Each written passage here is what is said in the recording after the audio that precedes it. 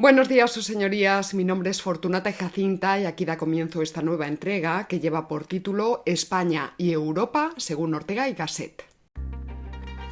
En el capítulo de hoy vamos a confrontar la idea de España del filósofo español Ortega y Gasset y lo vamos a hacer desde las coordenadas del materialismo filosófico, que como sabéis es el sistema iniciado por otro filósofo español, Gustavo Bueno, y que es continuado por los investigadores de la Escuela de Filosofía de Oviedo. Yo considero que este tema es de sumo interés de cara al análisis de los fenómenos políticos, artísticos y sociales de nuestro presente en marcha, entre otras cosas a causa de la influencia que la filosofía de Ortega y Gasset sigue teniendo en ciertos sectores sociales, una influencia de carácter más ideológico que filosófico, una vigencia sociológica o política, podríamos decir. Para tratar el tema de hoy, echaremos mano de un artículo escrito por Gustavo Bueno en el año 2002, publicado en su momento en el número 32 de la revista El Basilisco, y que acaba de ser reeditado por Pentalfa Ediciones en el volumen España no es un mito, de las obras completas de Gustavo Bueno. En el programa de hoy, por tanto, expondremos a modo de reseña las principales líneas argumentales planteadas por Gustavo Bueno.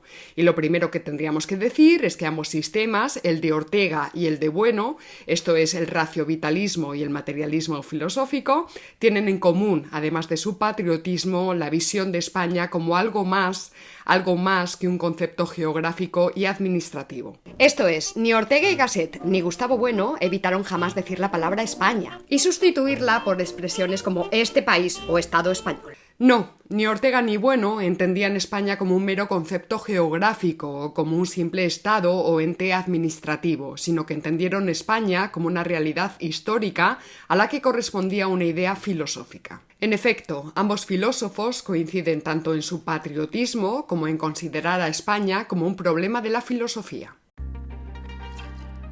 Ahora bien, el rango filosófico de la idea de España en Ortega aparece vinculado al rango filosófico de la propia idea de Europa, a la que el filósofo madrileño asigna la potencia de vida espiritual. Es decir, según Ortega, Europa encarna las virtudes del espíritu, la cultura. Es decir, está hablando de Europa en el sentido de lo que Gustavo Bueno llamó la Europa sublime. Está hablando de una idea de Europa. Es decir, Ortega, al hablar de Europa, está haciendo referencia a la Europa sublime, esa Europa sublime que tanto criticó Gustavo Bueno. Y dice, Ortega, que solo a través de Europa podrá resolverse el problema de España.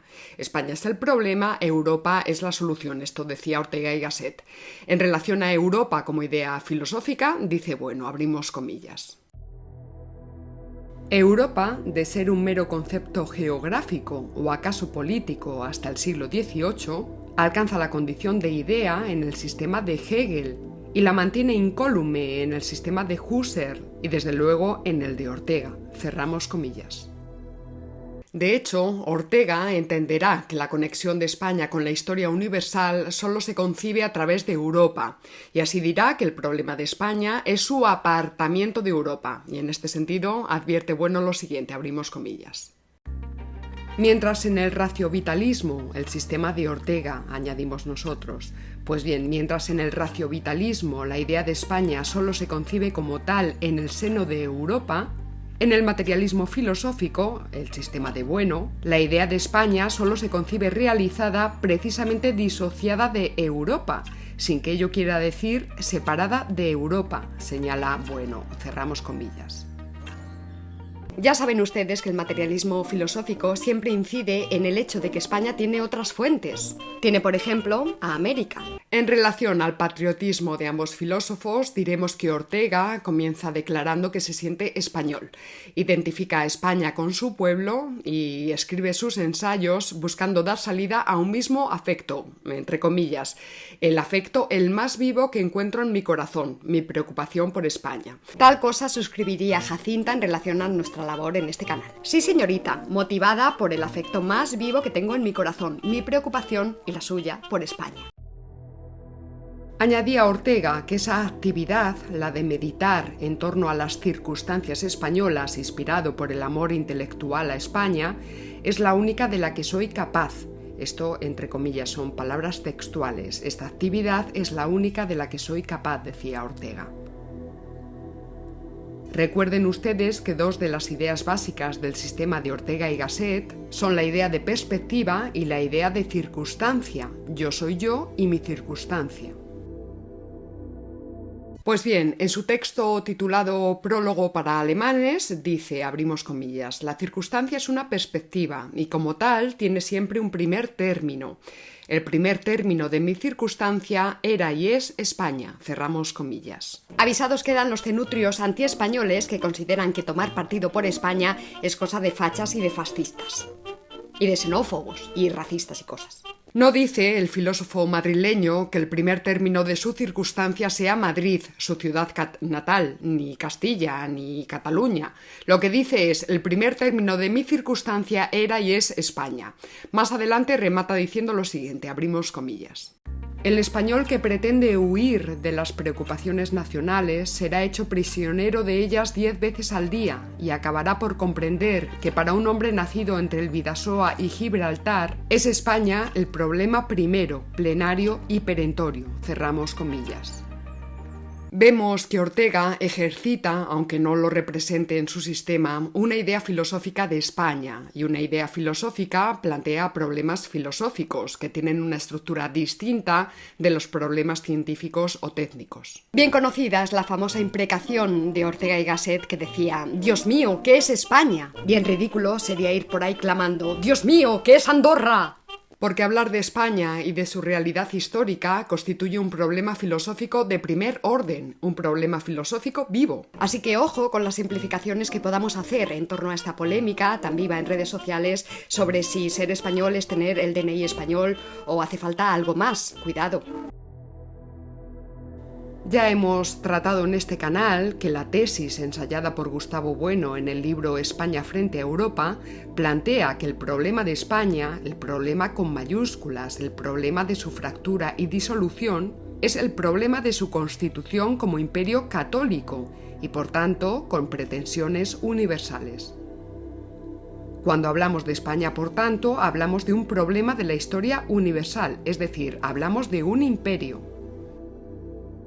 En la entrega de hoy nos quedaremos con lo más elemental del análisis de Bueno, pero animamos a la audiencia a leer detenidamente su artículo completo, ya que ahí se aprecian todos los matices de sus desarrollos. Bueno advierte, por ejemplo, que las consideraciones orteguianas sobre el hombre español son de naturaleza antropológica, es decir, que están referidas a un estrato vital, anímico, psicológico. Y así Ortega habla de un sentimiento, abrimos comillas, un sentimiento elemental de humanidad, referido al hombre español, abierto a los otros hombres en esta dosis exclusiva del español, cerramos comillas. Pone Ortega el modelo del Imperio Español como ejemplo de inclusión e integración, y así dice Ortega, abrimos comillas. En efecto, en vez de exterminarlos, a los pueblos americanos, como hicieron los ingleses, o después distanciarlos humanamente, lo que hicieron los españoles fue unirse a ellos y crear razas mixtas, cerramos comillas. Vemos así cómo Ortega reconoce la existencia de España como un pueblo bien diferenciado vitalmente en el conjunto de los pueblos frente a otros pueblos. Ahora bien, sus consideraciones sobre el hombre español, como vemos, son de escala antropológica. Hablan de la vida natural, orgánica, sentimental, psicológica del hombre español, pero no reconoce la existencia de España en el terreno de la historia universal, porque viene a decir Ortega que el Imperio Español fue un imperio aparente, fallido. Ya saben ustedes que nosotros sostenemos que la historia universal no es la historia de la humanidad, entendida como una sola y toda igual caminando de la mano hacia un destino común. Lo que sostenemos, en cambio, es que si hay una sociedad que se atreve a hablar en nombre de la humanidad es porque esa sociedad controla al resto de sociedades. Es una parte la que está intentando organizar a las demás, y justo esto, en términos políticos, es lo que se llama un imperio. Por eso el concepto de imperio es el que está ligado a la historia universal, y la historia universal es la historia de los imperios. Pues bien, Ortega y Gasset viene a decir que mientras que los ingleses fueron capaces de construir un auténtico imperio, los españoles solo crearon una apariencia de imperio. ¿Por qué dice esto? Pues porque Ortega entiende que en España la transformación de la naturaleza en espíritu se realizó de forma precaria y problemática. Vamos a ver esto con algo más de calma. En su obra España invertebrada, Ortega y Gasset recurre a los visigodos para explicar la base estructural del problema de España y remite a una serie de rasgos biológicos negativos para decir que los visigodos eran un pueblo germánico, en efecto, pero eran el pueblo germánico más degenerado y débil de todos cuantos fecundaron a la madre Roma. Por tanto, abrimos comillas, España, hija de Roma y de los visigodos, habría sido débil y degenerada desde su nacimiento, cerramos comillas. Habría nacido enferma, como indicó el propio Ortega, a causa de los visigodos y a causa también del paludismo. Tal sería, traducido al vocabulario biológico, el diagnóstico que Ortega hace de la enfermedad de España, que ha vivido desgajada de Europa, desgajada, separada, apartada de otros pueblos herederos de Roma y fecundados por pueblos germánicos fuertes, no por pueblos germánicos débiles, como el caso sería, en opinión de Ortega, el caso de los visigodos. Y por ello España ha vivido siempre enferma de espíritu, lo dice así de forma literal, enferma de espíritu. El problema de España estriba en su apartamiento de la vida espiritual, que fluye en otras naciones europeas, pero cuyo soplo no llega a España. Es decir, en Francia, Alemania o Italia sopla el espíritu, esto es, la cultura. Según Ortega, el problema de España es que se ha apartado de ese soplo sublime. Curiosamente, no entra a valorar Ortega la circunstancia de que la posible desconexión de España de otras naciones vecinas podría deberse sencillamente a que sus intereses estaban orientados hacia su imperio ultramarino. Observamos en Ortega, asimismo, un racismo latente, según el cual la enfermedad de España consistiría en vivir de espaldas a Europa, de espaldas a la realización del espíritu, y vivir, sin embargo, en la vecindad de África. De ahí que, abrimos comillas, África empieza en los Pirineos, cerramos comillas. Y África es el terreno de la nigricia, según Ortega y Gasset, y los negros serían, según él, la única raza que no ha creado civilización. Muy interesante recordar en este punto la controversia constante entre Unamuno y el propio Ortega y Gasset. En definitiva, España no ha sido lo que pudo ser, diría Ortega, porque Europa es el espíritu, la cultura, y España, separada de Europa y aproximada a África, es la barbarie, la naturaleza.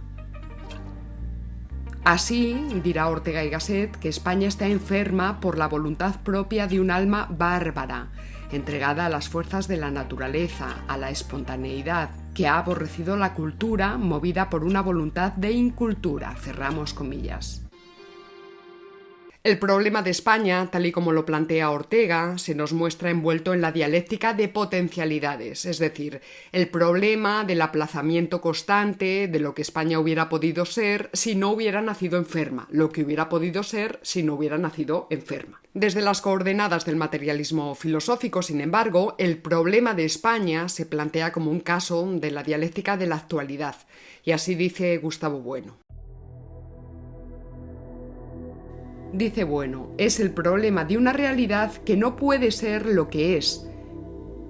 En su obra España frente a Europa, Bueno desarrolla esta idea de la imposibilidad misma del imperio universal, católico.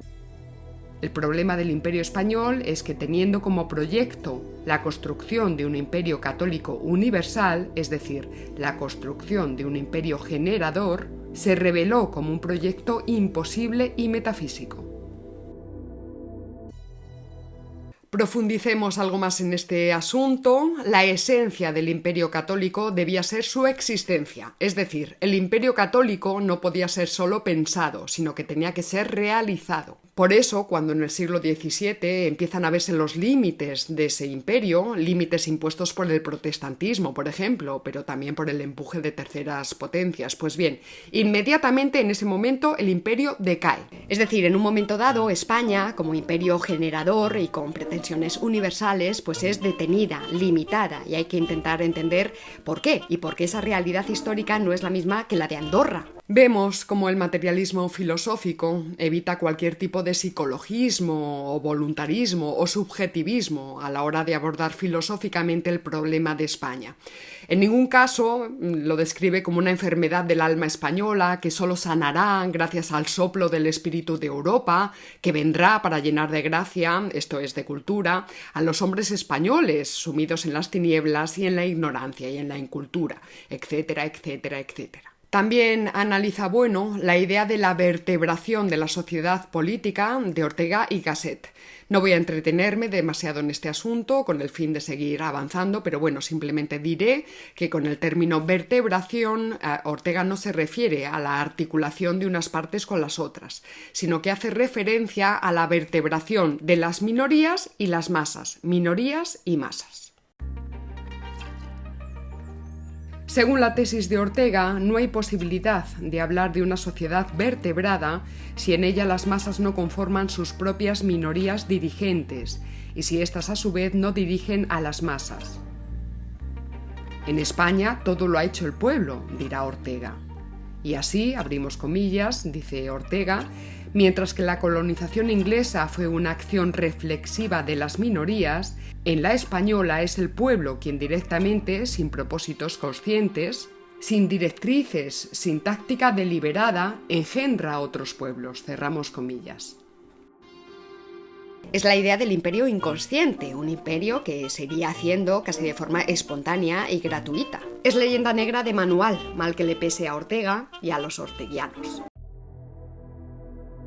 Con razón sale al paso Gustavo Bueno denunciando el carácter gratuito de estas apreciaciones que ponen entre paréntesis la complejidad de los planes y programas que llevaban adelante políticos y geógrafos españoles, por no decir teólogos, escribanos o arquitectos, en el trazado de las rutas, en el levantamiento de las ciudades, en el ordenamiento del comercio ultramarino, el gran complejo institucional que desde muy pronto empieza a implantarse en los nuevos territorios americanos.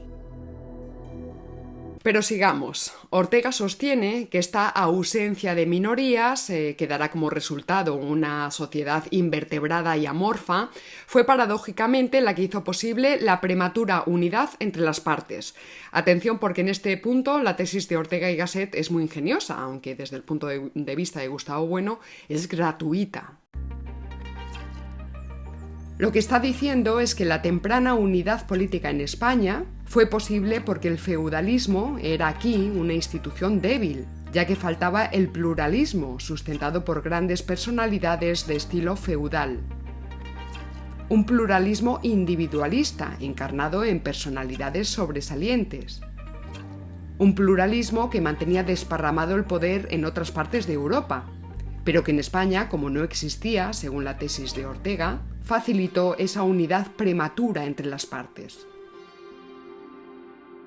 Sin embargo, tal unidad de España, continúa Ortega, fue episódica, efímera, aparente, duró poco y muy pronto pues empezó España a dar muestras de su continua decadencia que llegaría hasta nuestros días. Y aquí cierra Ortega sus conclusiones en torno al problema de España, al entender que esa debilidad congénita de su unidad,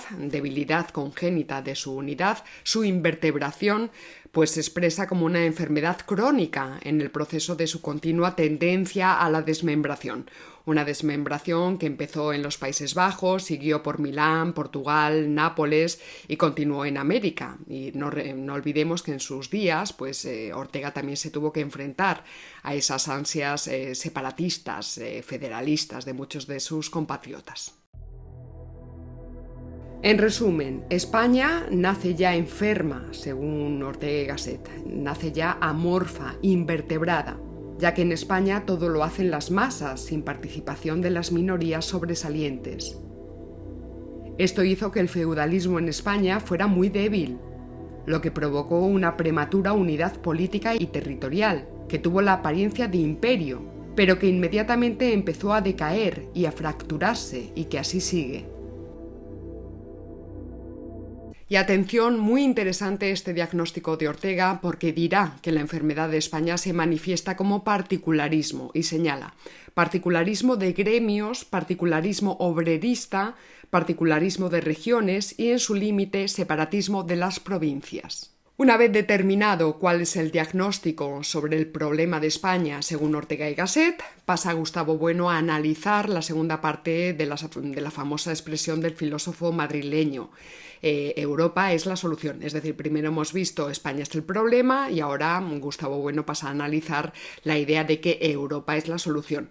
Como ya hemos indicado, la Europa desde la que habla Ortega es la Europa sublime, es una idea filosófica. Es, en efecto, una idea filosófica que va rodando desde Herder y Hegel hasta Husserl. Una idea que no se reduce al proyecto geopolítico de la Unión Europea, ni a un mero concepto administrativo o geográfico. La idea sublime de Europa es la ideología de una inmensa mayoría de ciudadanos y de todos los partidos políticos españoles, en menor medida Vox, que se presenta como euroexigente. Y en España, Ortega y Gasset es uno de los adelantados en la exposición de esta idea sublime, y así dijo en 1929, abrimos comillas: muy probablemente soy hoy entre los vivientes el decano de la idea de Europa, cerramos comillas. Ortega atribuye a Europa una unidad espiritual y política. Europa representa para él el espíritu, la cultura por antonomasia, la cultura que se alza frente a la naturaleza bárbara representada por África. Pero no detalla Ortega cuáles son los fundamentos de esta idea de la unidad histórica de Europa. Recordemos que cuando Bueno habla de Europa, la identifica con una biocenosis, es decir, reconoce su unidad, pero en tanto comunidad propia de los organismos que conviven en una lucha a muerte por la vida. No es la unidad de la armonía, sino la del conflicto. Esta forma de convivencia es la que más abunda entre las distintas especies vegetales y animales, y no aquella propugnada desde idealismos tontorrones, que creen que es posible convivir en paz o en solitario. La biocenosis es una armonía que consiste en que unos se comen a otros.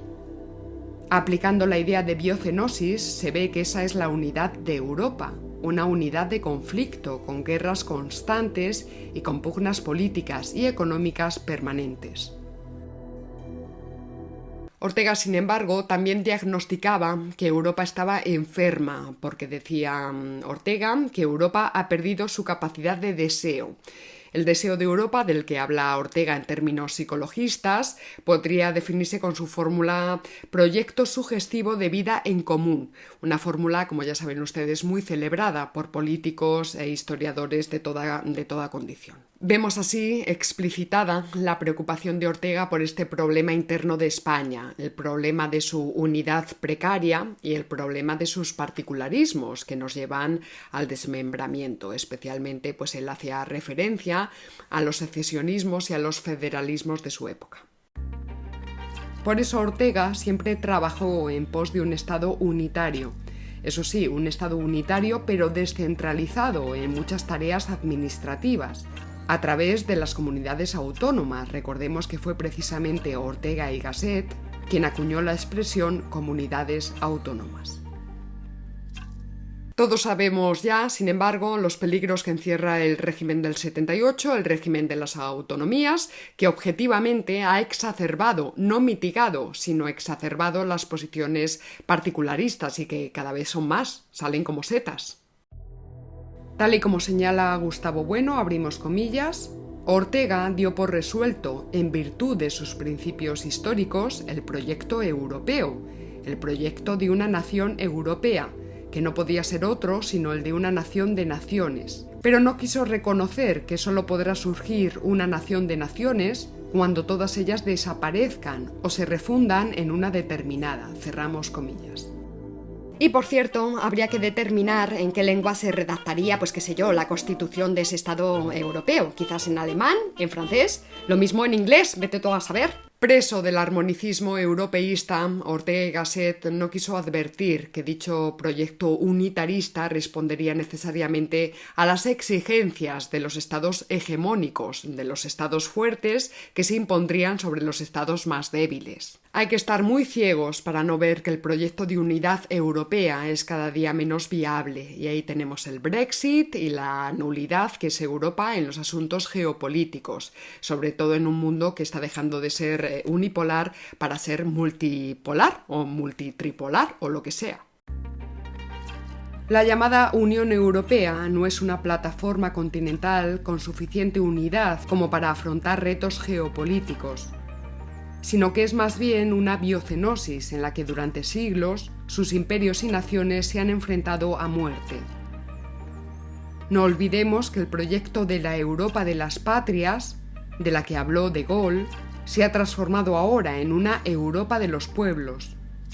Culminado este proyecto, ya no hablaríamos de la Europa de España, Portugal, Alemania, Francia, Italia, etc., sino que hablaríamos de una Europa de bretones, lombardos, catalanes, vascos, etc.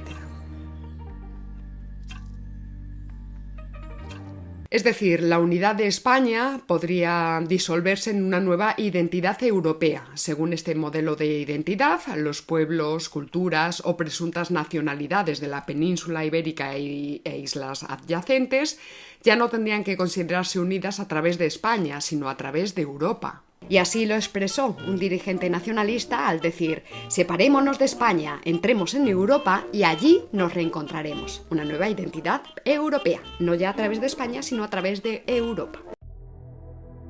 Pero no olvidemos que si Cataluña, País Vasco, Galicia y demás autonomías tienen interés histórico, no es directamente, sino a través de España. Estas regiones poseen rasgos riquísimos e interesantísimos para la etnolingüística, para la antropología y para el folclore, pero no para la historia, porque no tienen historia enteramente propia, la tienen a través de España. Por eso resulta tan amenazante este europeísmo papanatas, que pone en riesgo no solo la unidad, sino sobre todo la identidad de España, porque España no se agota en Europa. Su contundente realidad histórica no tiene nada que ver con la de Andorra, viene de otras fuentes, por ejemplo, tiene a América. Más le hubiese valido a España aproximarse a los países hispanoamericanos, antes que formar parte de un club de naciones donde en el fondo cada uno mira por sus propios intereses. Y es en este sentido que Gustavo Bueno dijo aquello, repetimos, de que mientras en el raciovitalismo la idea de España solo se concibe como tal en el seno de Europa, que sería de donde recibiría España el espíritu y la cultura, en el materialismo filosófico la idea de España solo se concibe realizada precisamente disociada de Europa, sin que ello quiera decir separada de Europa. Y dice esto precisamente porque España no se agota en Europa. Tampoco supo ver Ortega que su idea de Europa no tenía capacidad propia para atajar el proceso de desmembración de España. Parte de nuestra crítica de hoy, por tanto, como ven, ha ido dirigida a triturar una vez más la visión de Europa como idea sublime, como idea fuerza, la visión de Europa como portadora de la libertad, de la democracia, la razón, la ilustración, el progreso, la ciencia, el arte, etc. Una Europa, por cierto, que estaría fuera de España y a la que los españoles tendríamos que aproximarnos para resolver nuestros problemas. Esto es, una Europa que se refiere a una imagen sublimada de los países del norte de Europa. Esa visión penetró el pensamiento de gran parte de nuestras élites desde el siglo XVIII, atravesó por completo el pensamiento de Ortega y Gasset y de sus discípulos, que no son pocos, y es la que impregna aún hoy día el pensamiento de la mayoría de los españoles y a todos nuestros partidos políticos, puesto que oponer la más mínima resistencia a la ideología europeísta supone un elevadísimo coste social y político en España. Y hasta aquí el capítulo capítulo de esta semana. Vamos a ver si este fin de semana pues soy capaz de poner en orden algunas ideas en torno a una polémica que arde en las redes sobre la cuestión de si ser español, para ser español basta con tener el DNI español o si están implicados algunos otros problemas. Yo creo que en el capítulo de hoy hemos visto que España efectivamente es un problema de la filosofía, es un problema filosófico y por tanto vamos a darle un par de vueltas para ver si sacamos alguna conclusión en relación a este asunto. Nos vemos la semana que viene. Agradezco como siempre su apoyo a todos los mecenas de este canal. No olvidéis darle al me gusta, ver pues la suscripción, las notificaciones, etc. Nos vemos la semana que viene y recuerda, si no conoces al enemigo ni a ti mismo, perderás cada batalla. ¡Hasta luego!